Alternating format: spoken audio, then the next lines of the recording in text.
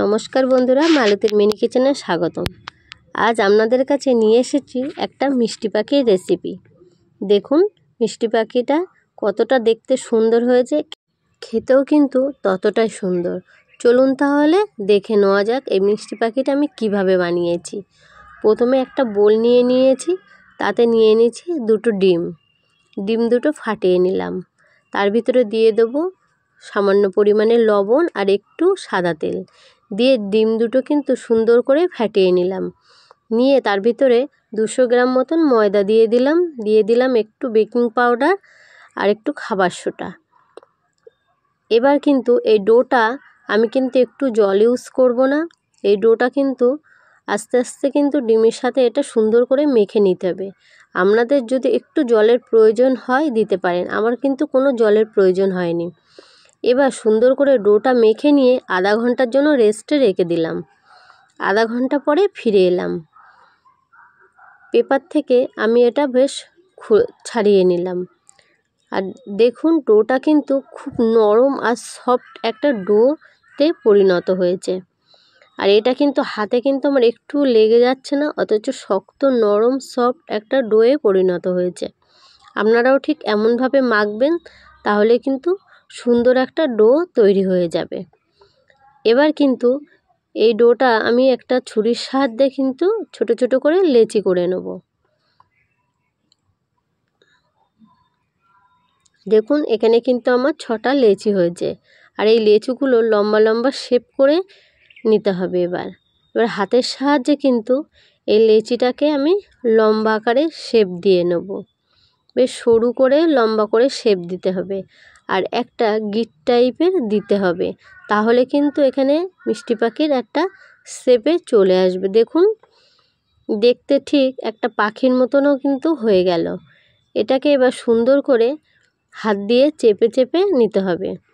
আর আমি কিন্তু লেজটা এখানে একটা কাঁটা চামচ দিয়ে চেপে দিলাম, দিয়ে ছুরির সাহায্যে মাঝখানটা কেটে নিলাম। এবার একটা কাঁচি নিয়েছি, ছোট কাঁচির সাহায্যে কিন্তু এই ধারগুলো আমি ছোট ছোট করে কেটে নেব। আর হ্যাঁ বন্ধুরা, আমার এই মিষ্টি পাখির রেসিপিটা যদি আপনাদের একটু ভালো লেগে থাকে, প্লিজ লাইক কমেন্ট শেয়ার ও সাবস্ক্রাইব করতে ভুলবেন না। সাবস্ক্রাইব করে পাশে থাকবেন, আর পাশে থাকা বেল আইকনটিটা প্রেস করে দেবেন, তাহলে নোটিফিকেশন ছাড়ার সাথে সাথে আপনাদের কাছে গিয়ে আগে পৌঁছায়।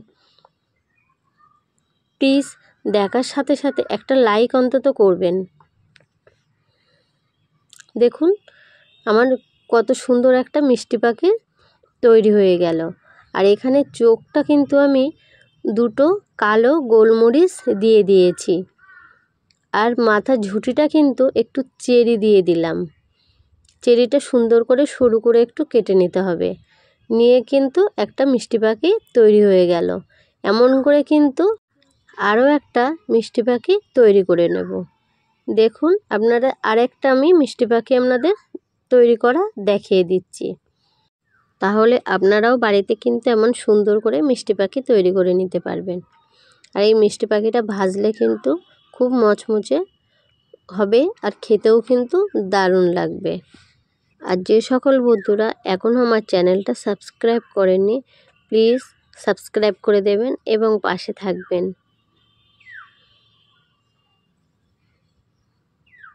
দেখুন আমার কিন্তু আর একটা প্রায় মিষ্টি পাখি তৈরি হয়ে গেল। লেজটাও আবার সুন্দর করে তৈরি করে নিলাম। চোখ দুটো তৈরি করার জন্য গোলমরিচে দিয়ে দিলাম।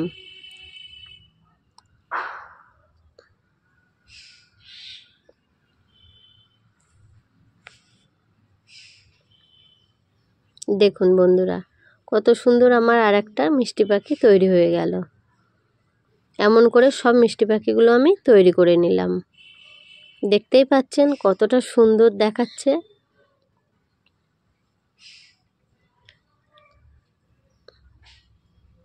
এবার কিন্তু এগুলো আমি একটু ভেজে নেব। কড়াইতে তেল গরম বসিয়ে দিলাম, আর এই গরম তেলে কিন্তু আমি অল্প আঁচে কিন্তু আস্তে আস্তে আমি এগুলো ভেজে নেব। বেশ ওপর থেকে তেল তুলে তুলে দিয়ে কিন্তু এগুলো ভেজে নিতে হবে। খুব অল্প আঁচে কিন্তু এগুলো ভেজে আমি তুলে নিলাম।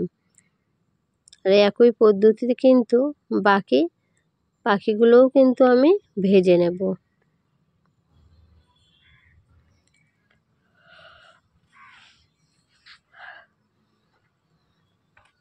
আর হ্যাঁ বন্ধুরা, আপনারা যদি চিনির রসে দিতে চান তাহলে আলাদা করে চিনির রস করে কিন্তু আপনারা এর ওপরে দিয়ে খেতে পারেন। আমি কিন্তু কোনো মিষ্টির রস তৈরি করলাম না, আমি কিন্তু এটা ভাজাই খেলাম। আর আমার বাচ্চারাও কিন্তু এই ভাজাটাই খেতে খুব পছন্দ করে, সেই জন্য কিন্তু এর ভিতরে কোনো মিষ্টির রস করে দিলাম না। আপনারা চিনি শিরা তৈরি করে এর উপরে ছড়িয়ে দিতে পারেন, এটাও কিন্তু মিষ্টি মিষ্টি লাগবে আর খেতেও কিন্তু ভালো লাগবে। আজ রেসিপি এই পর্যন্ত, নিয়ে আসছি একটা পরের রেসিপি। ততক্ষণ ভালো